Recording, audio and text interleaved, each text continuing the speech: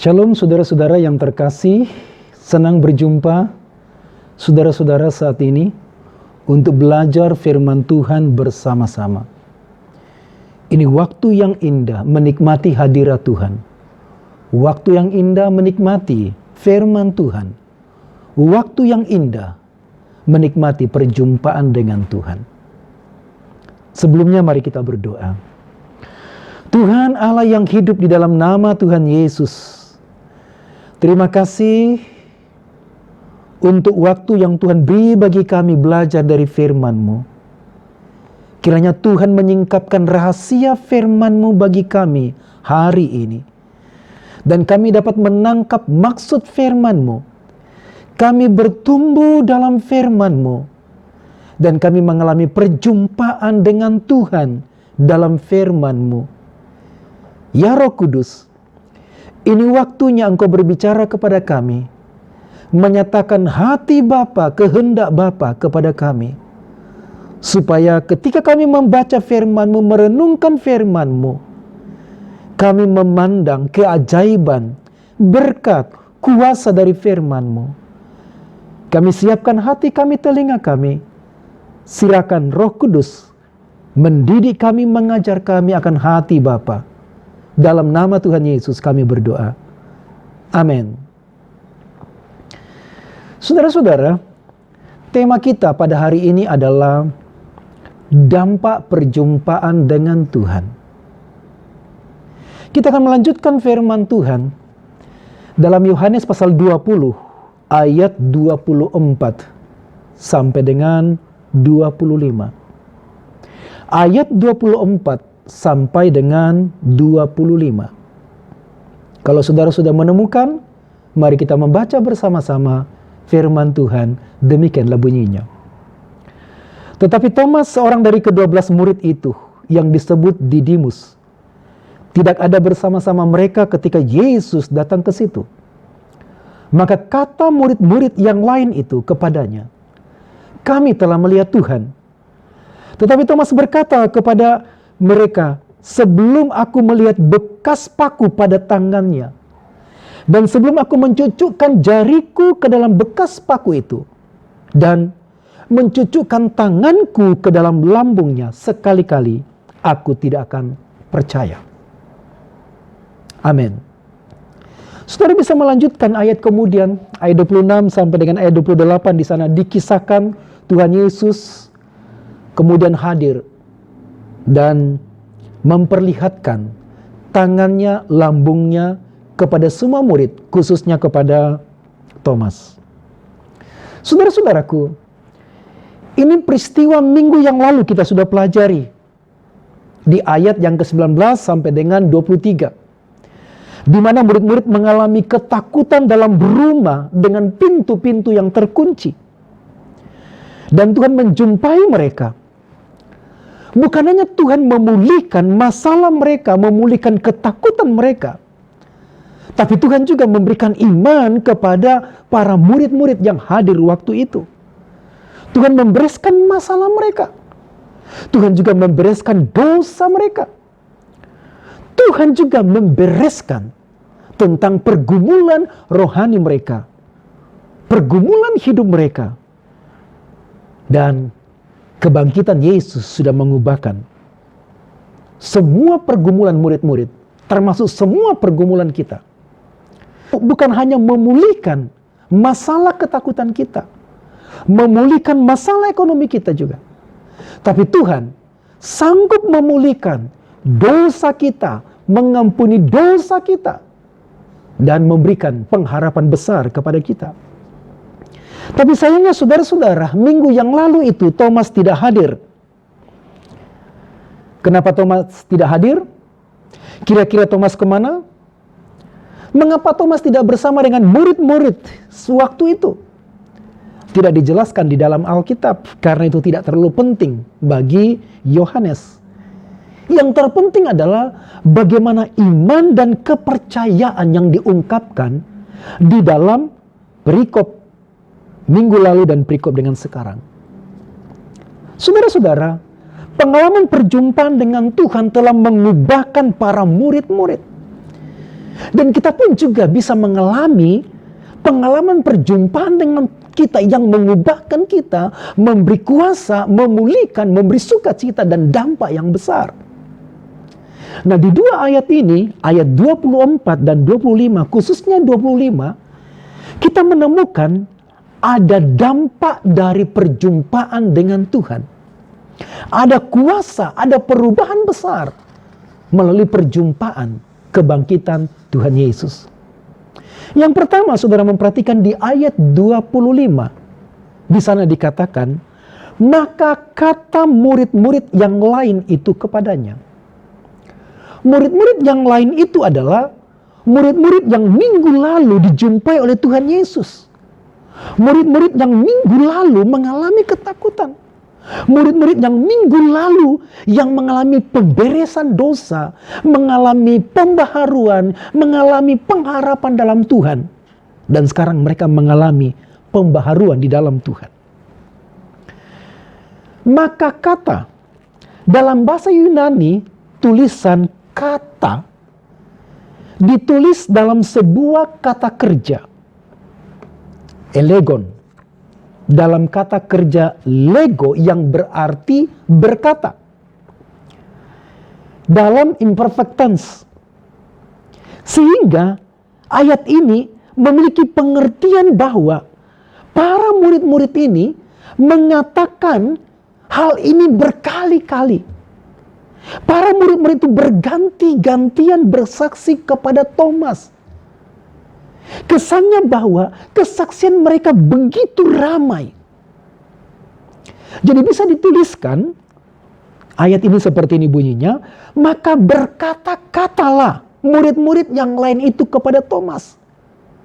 Jadi bukan hanya satu murid yang berkata-kata, bukan hanya dua murid yang berkata-kata, tetapi semua murid-murid yang hadir waktu itu, termasuk juga murid-murid wanita yang hadir, menyaksikan dan berkata kepada Thomas. Bukan hanya satu orang, tetapi banyak orang, dan berkali-kali mereka mengata-ngatakan kepada Thomas tentang kebangkitan Yesus, tentang perjumpaan itu. Apa yang kita tangkap, saudara-saudara, dari ayat ini? Ada perubahan. Ya, perubahan.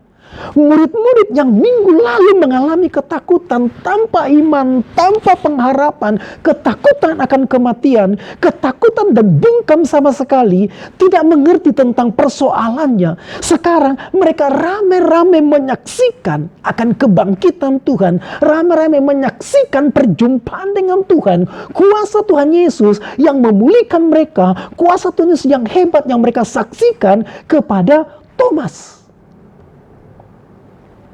Saudara-saudara, kalau kita mengasihi saudara kita, sahabat kita, maka kita akan memikirkan, mendoakan mereka agar mereka diselamatkan, mereka mengenal Tuhan. Dan bukan hanya itu saja, kita ingin menyaksikan apa yang Tuhan sudah perbuat dalam hidup kita. Bahwa kita telah diampuni, kita telah dibebaskan, dosa kita sudah diampuni, kita sudah diselamatkan, diberikan hidup yang kekal, diberikan jaminan oleh Tuhan Yesus. Tidak ada penghukuman dalam Tuhan Yesus. Itu yang disaksikan oleh murid-murid. Mereka tidak hanya bersaksi sekali, tapi mereka bersaksi terus-menerus, mengatakan terus-menerus akan kebangkitan Yesus, kehadiran Yesus, dan perjumpaan itu membuat mereka bersuka cita. Berganti-gantian mereka bersaksi kepada Thomas, sahabat mereka. Coba apa yang kita tangkap, saudara-saudara? Coba kita bayangkan, kalau kita meramaikan kesaksian kebaikan Tuhan, kalau kita berganti-gantian, bukan hanya satu orang, tapi berganti-gantian, berkali-kali menyaksikan perbuatan Tuhan di kayu salib. Apa yang dikerjakan Tuhan di kayu salib. Bagaimana Tuhan mengampuni kita, bagaimana Tuhan menebus kita, dan bagaimana Tuhan memulihkan kita. Itu yang kita saksikan berkali-kali. Bagaimana Tuhan menyelamatkan kita. Maka ada kekuatan rohani yang besar meliputi dan menguatkan kita, serta memberkati orang-orang sekitar kita. Saudara-saudara, seandainya semua orang percaya beramai-ramai mewarnai medsos mereka, dinding Facebook mereka dengan kesaksian, dengan kebaikan Tuhan, perbuatan Tuhan, dengan kebangkitan Tuhan, dan bagaimana Tuhan menyelamatkan kita, bagaimana Tuhan mengubahkan kita. Saya yakin ada kuasa yang besar, ada warna yang indah, ada warna sukacita. Mengapa kita meramaikan dinding Facebook kita hanya dengan penyesalan, dengan kata-kata umpatan? Mengapa kita menulis status di WhatsApp yang tidak membangun? Coba kalau semua orang percaya persis seperti murid-murid, maka berkata-katalah murid-murid itu satu dengan yang lain kepada Thomas. Mereka mewarnai hari itu, jam itu, suasana itu dengan keindahan perjumpaan dengan Tuhan. Ada keberanian mereka bersaksi, dan mereka ingin supaya Thomas juga mengalami kuasa perjumpaan ini. Saya berharap juga kita mewarnai hidup kita, mewarnai percakapan kita, mewarnai kesaksian kita, mewarnai seluruh medsos kita dengan perbuatan Tuhan yang ajaib. Bagaimana Tuhan menyelamatkan kita. Dan itu menjadi berkat bagi banyak orang. Amin, saudaraku. Hari ini kita ubah paradigma kita. Bahwa perjumpaan dengan Tuhan itu telah mengubahkan hidup kita, dan kita ingin menyaksikan, membagikan kabar pengampunan yang Tuhan sudah percayakan kepada kita. Hari itu Thomas menolak. Tapi siapa yang tahu hari berikutnya, saudara? Memang tuntutan Thomas tidak wajar dan disebut kurang ajar. Dia minta tanda. Thomas adalah orang Ibrani, dan orang Ibrani suka minta tanda. Banyak juga di antara kita yang suka minta tanda. Jadi kita suka minta tanda. Yang kadang-kadang tanda itu hanya menguntungkan diri kita sendiri. Tetapi Tuhan baik. Beberapa di antara kita bisa menyaksikan tanda yang kita minta kepada Tuhan. Dan Tuhan meluluskan. Tapi bagaimana jikalau Tuhan tidak meluluskan tanda permintaan kita? Maka kita tetap menjadi orang yang kecewa. Orang yang tidak punya pengharapan kepada Tuhan. Saudara-saudara, kata Thomas dalam bahasa Ibrani, Tom. Dalam bahasa Aram, Toma. Dalam bahasa Yunani, Didimus. Artinya sama, kembar. Thomas, Didimus, artinya kembar. Siapakah saudara Thomas? Kita tidak tahu. Karena Alkitab tidak menyatakan siapakah saudara kembar Thomas. Tapi saudara-saudara, kadang-kadang saya dan juga mungkin saudara merasa bahwa saya adalah saudara kembar dari Thomas. Bukankah kita sering ragu-ragu? Bukankah kita sering minta tanda untuk minta pembuktian dari Tuhan? Kita juga sering tidak percaya kepada Tuhan. Dan kita juga sering mengeraskan hati. Hanya agar Allah membuktikan kuasanya kepada kita. Jadi mungkin Didimus itu dimaksud kita lah saudara kembar dari Thomas. Karena kita sama dengan Thomas. Saudaraku, Thomas adalah peringatan yang baik untuk kita semua. Agar tidak melewatkan pertemuan ibadah pada hari Tuhan. Seperti disebutkan dalam Ibrani pasal 11 ayat 22 sampai dengan 25. Karena Thomas tidak berada di sana minggu lalu itu. Ia tidak mengalami perjumpaan dengan Tuhan. Ia tidak melihat Tuhan Yesus. Tidak mendengarkan perkataan Yesus yang membawa damai. Dan tidak menerima amanatnya serta karunia kehidupan rohani saat itu. Ia harus melewati 1 minggu dalam keadaan ketakutan dan ketidakpercayaan, ketidaknyamanan. Padahal saudara-saudara seharusnya ia dapat menikmati sukacita, menikmati damai sejahtera. Tapi karena tidak hadir minggu itu dalam ibadah bersama dengan murid-murid, persekutuan bersama dengan murid-murid, berkumpul bersama dengan murid-murid, Thomas tidak mengalami perjumpaan dengan Tuhan. Tidak mengalami kuasa, tidak mengalami sukacita, dan hidup tanpa harapan, hidup dalam kekecewaan. Saudaraku, ingatlah kepada Thomas bila saudara merasa malas untuk pergi beribadah. Saudara tidak akan tahu berkat istimewa apa yang Tuhan sediakan, yang Tuhan berikan, dan kemudian kita lewatkan hari itu. Puji Tuhan, syukurlah. Ada murid-murid yang menyaksikan, berkata-kata kepada Thomas, menceritakan pengalaman perjumpaan dengan Tuhan kepada Thomas, dan bagaimana Tuhan memperlihatkan tangannya, memperlihatkan lambungnya, memperlihatkan kebangkitannya, memperlihatkan kuasanya. Itu yang dikatakan dalam Yohanes pasal 20 ayat 20. Mungkin itu jugalah satu alasan mengapa Thomas tidak ada bersama dengan murid-murid yang lain hari itu. Sekalipun bagi Yohanes itu memang tidak penting dicatatkan. Mengapa Thomas tidak hadir waktu itu? Itu adalah tanggung jawab bagi murid-murid. Tanggung jawab yang besar bagi kita. Thomas, seorang Thomas atau beberapa Thomas yang tidak ikut ibadah hari ini dalam ibadah kita.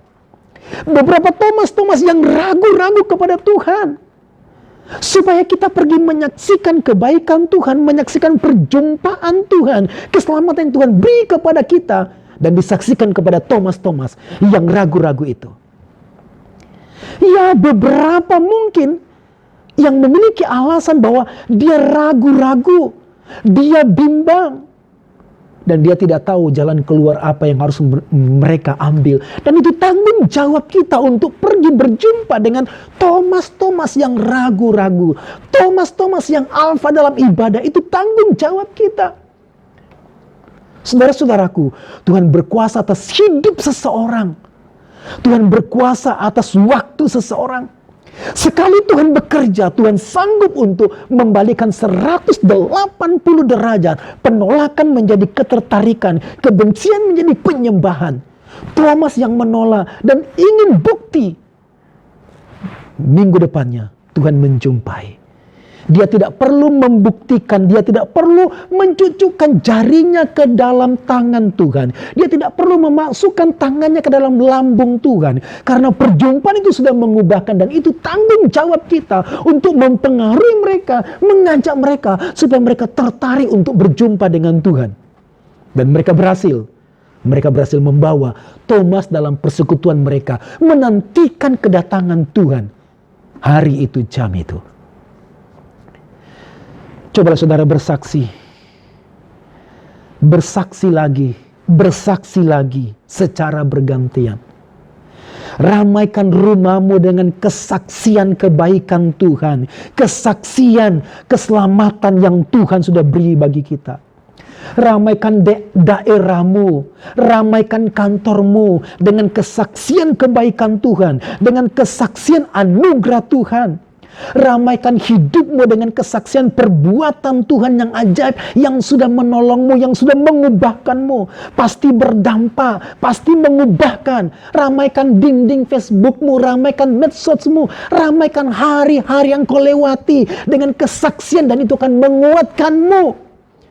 Berhenti mengeluh, berhenti marah, berhenti kecewa, berhenti mengumpat, berhenti menyalahkan Tuhan. Ramaikan hari-harimu dengan kesaksian Tuhan baik, dan Tuhan akan menguatkanmu, Tuhan akan memberkatimu.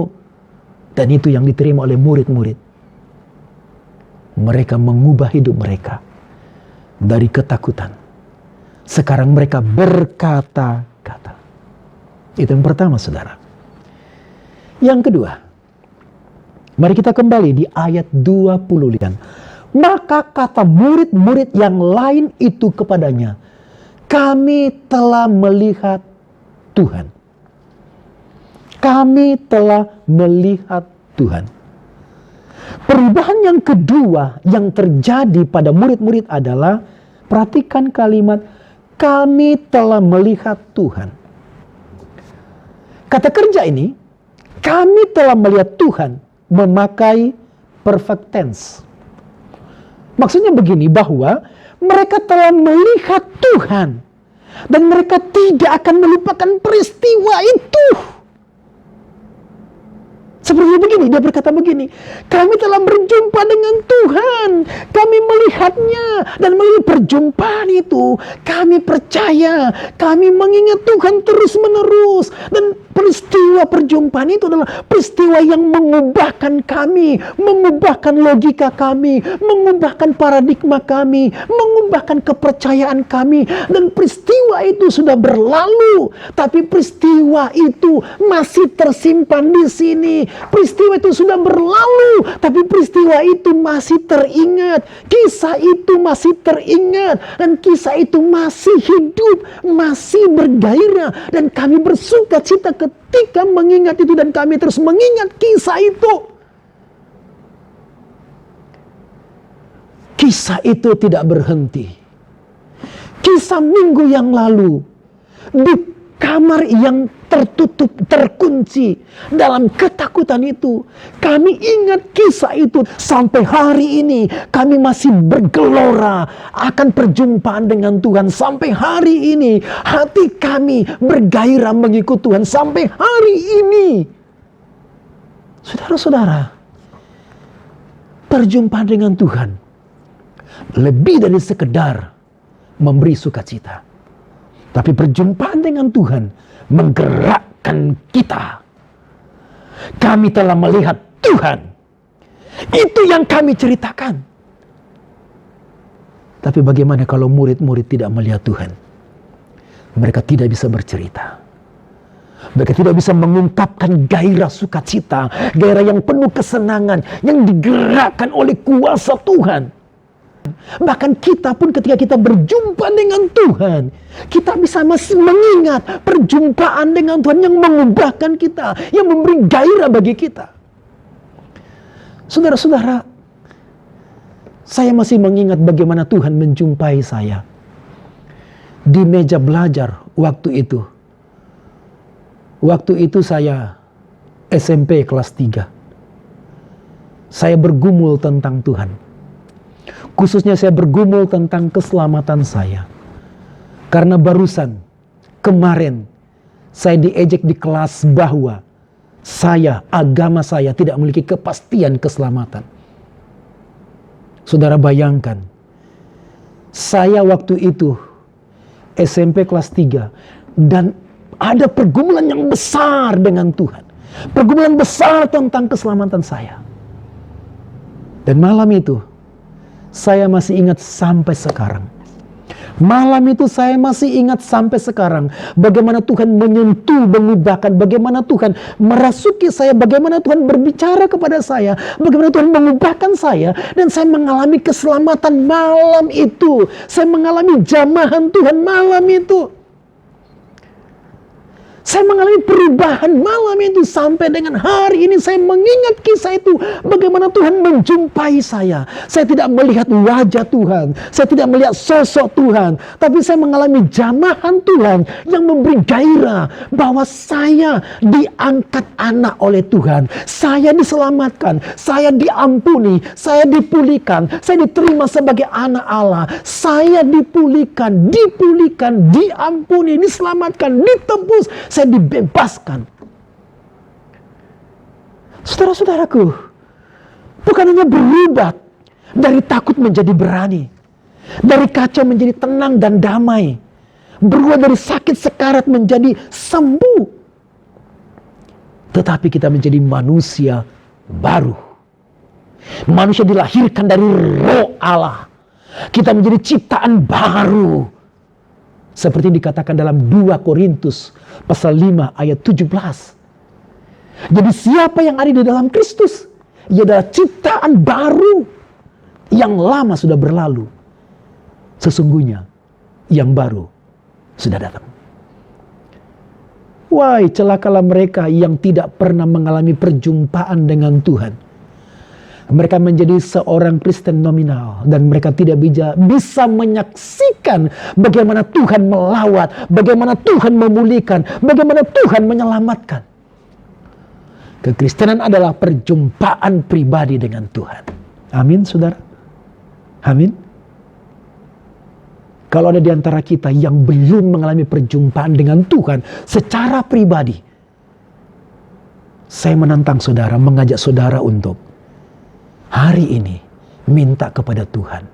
Tuhan, lawat saya. Tuhan, jumpai saya. Saudara-saudara, Rasul Paulus 3 kali bersaksi tentang perjumpaannya dengan Tuhan. Bagaimana Tuhan melawat dia. Bagaimana Tuhan mengunjungi dia.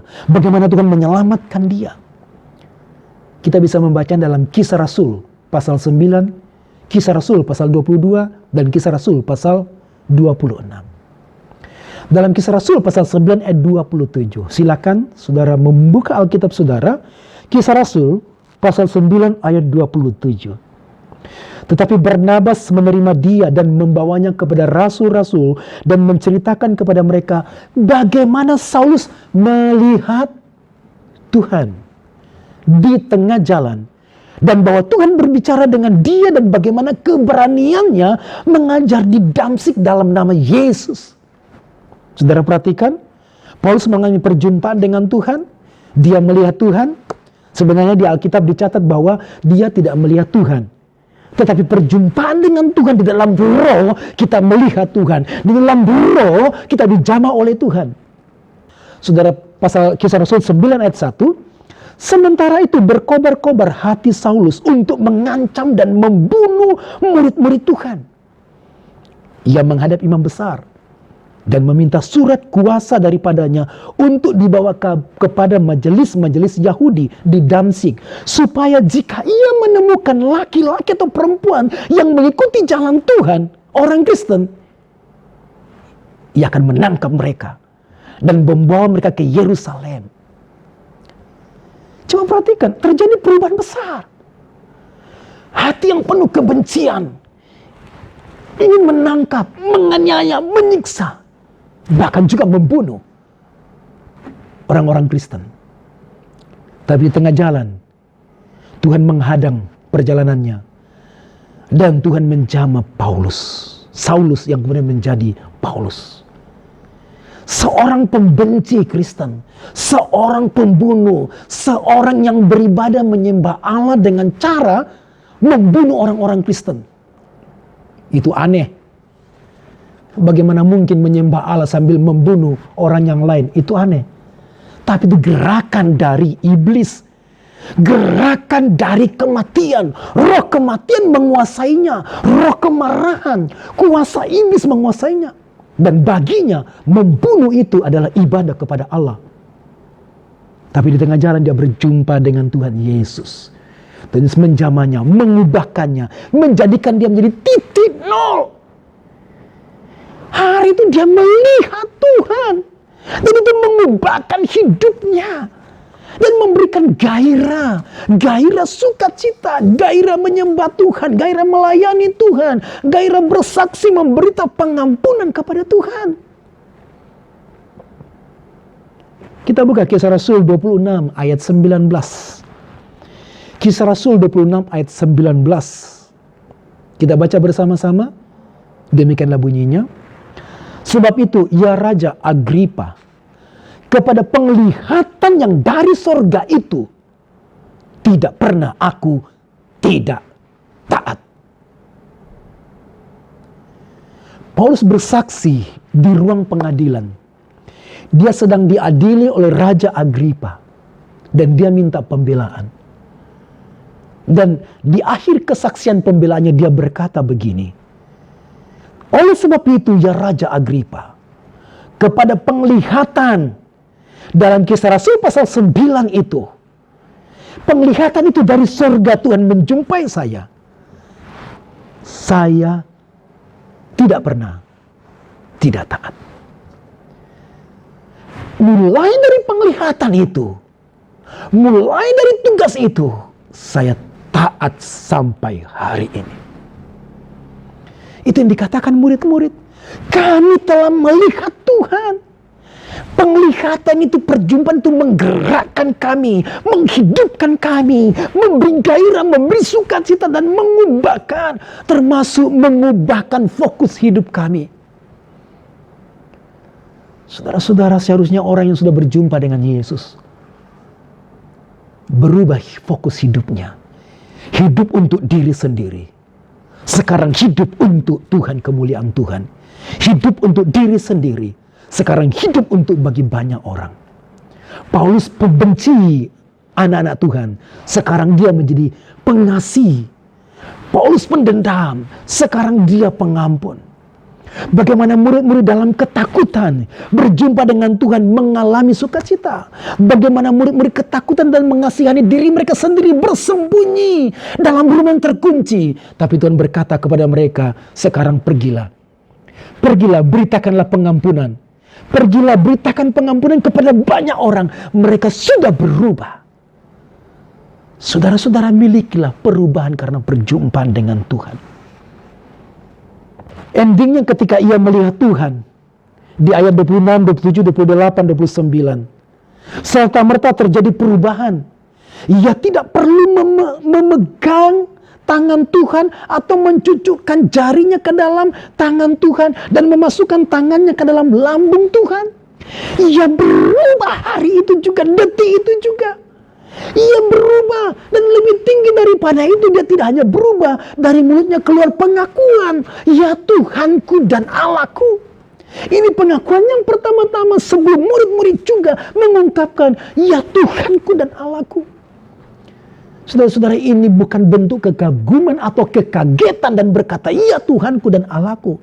Ini adalah perubahan paradigma, perubahan iman, perjumpaan dengan Tuhan, mengubahkan hidupnya, mengubahkan hatinya, perjumpaan dengan Tuhan, mengubahkan imannya, mengubahkan kepercayaannya, dan dia kemudian berkata, ya Tuhanku dan Allahku.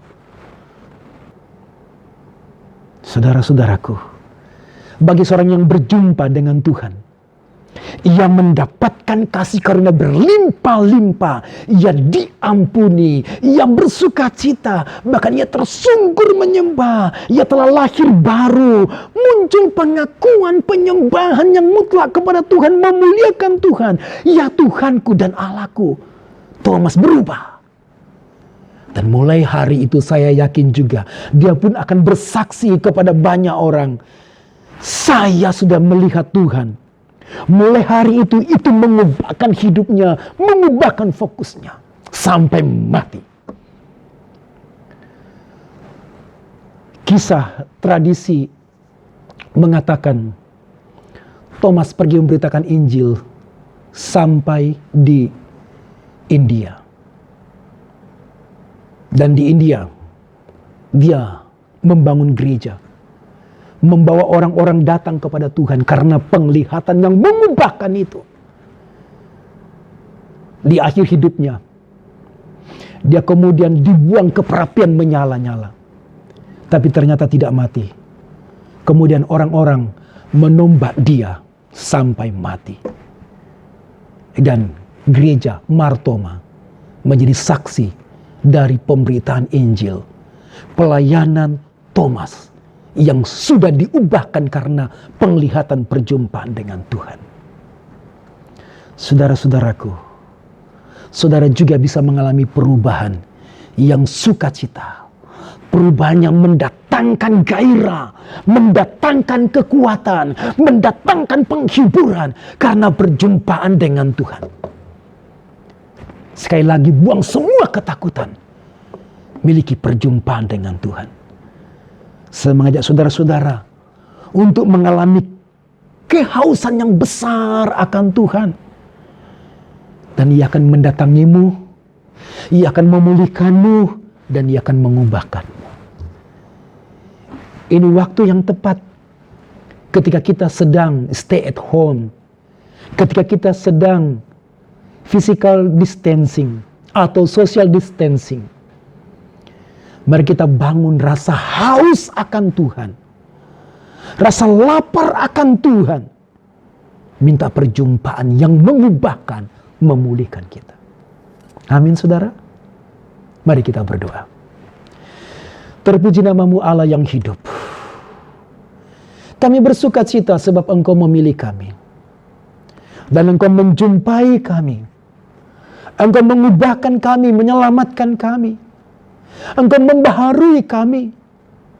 Oh, terima kasih Tuhan.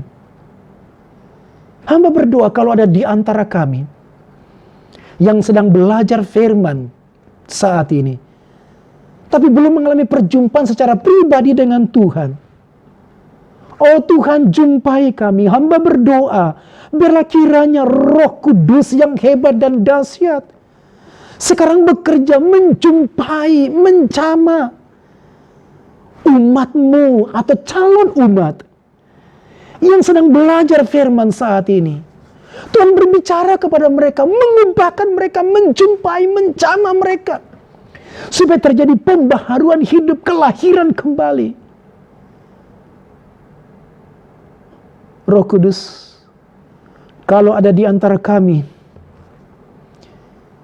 yang merasa sudah jenuh dengan keadaan saat ini, atau jenuh dengan masalah persoalan yang kami alami sampai saat ini, biarlah kiranya Tuhan Engkau menjumpainya, Engkau memulihkannya, Engkau menjamah dalam kuasa Roh Kudus.